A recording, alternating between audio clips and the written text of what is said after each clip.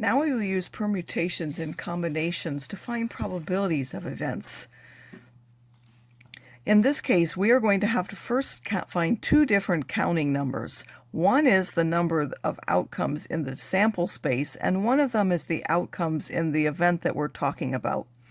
It says a 4-digit lab security code can have any digits from 0 to 9, but no digit can be repeated.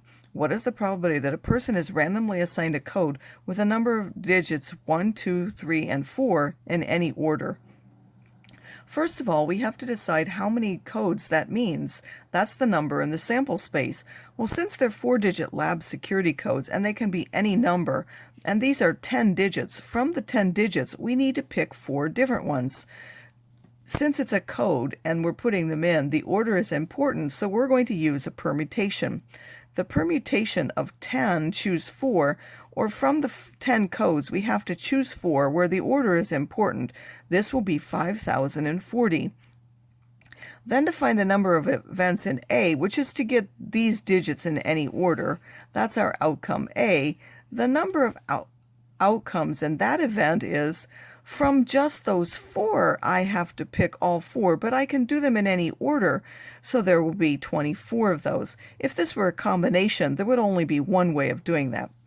But since we have different orders of them, 1, 2, 3, 4, 1, 2, 4, 3, and so on, there will be 24 different orders. And then to find the probability of A, we simply take the number of outcomes in A and divide by the total number of outcomes in the sample space, giving me 24 out of 5040, which simplifies to 1 out of 210. In our next example, we have an elementary school club that has 4 boys and 4 girls who are randomly lined up for a school photo. Find the probability of each. Well, we're really not caring about the differences in the boys and the girls, so all of the boys and all of the girls are going to be treated as the same to us, since that's the only thing we're looking at is whether they're a boy or a girl. The number of elements in the sample space is then 8 factorial divided by 4 repeated boys and 4 repeated girls, giving us 70 different outcomes. What is the probability that the boys and girls alternate?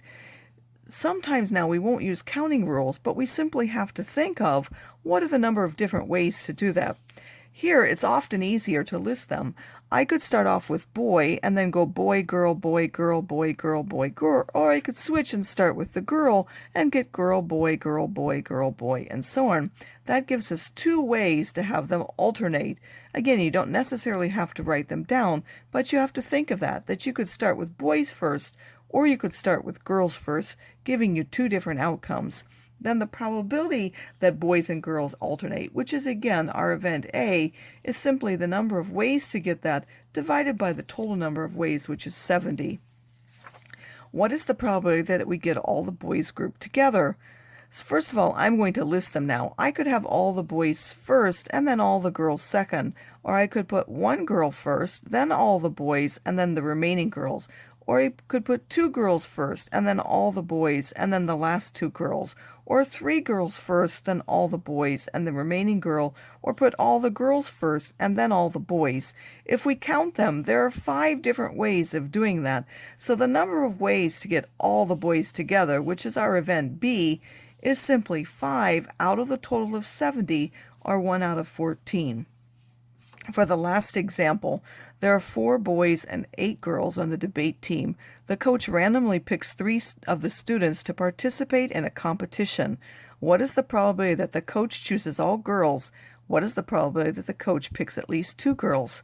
First of all, we have to decide whether this is a permutation or a combination, and it will stay that way throughout the question.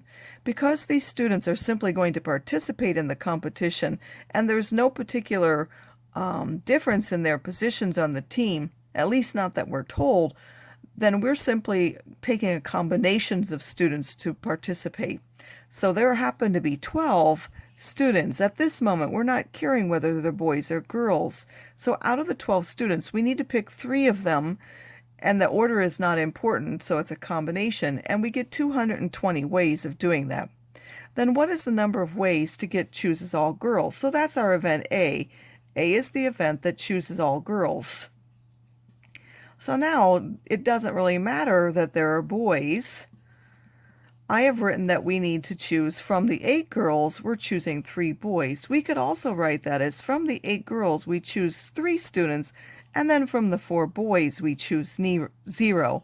You will find in your calculator that that's just 1, so I left it off. You can think of that as either way. So you can just say from the 8, we need to choose 3, and then simply get that that's 56. So now the number of ways is that 56 divided by 220, which again, make sure you always simplify your fraction. Then the number of ways to get B. B is, of course, getting at least 2 girls.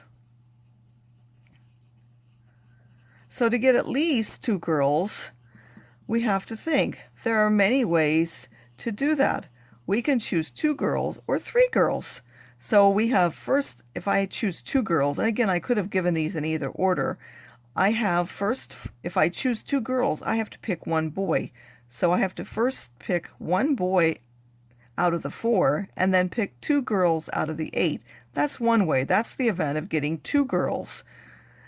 At least 2 girls also includes 3 girls, so from the 8 I have to choose 3, just like up here, and then from the 4 I've picked 0 boys. Then I have to add those 2 together because those 2 are 2 different ways that it can happen, and I will get 168. The probability of B now is 168 divided by 220, which again, make sure you reduce your fractional answers.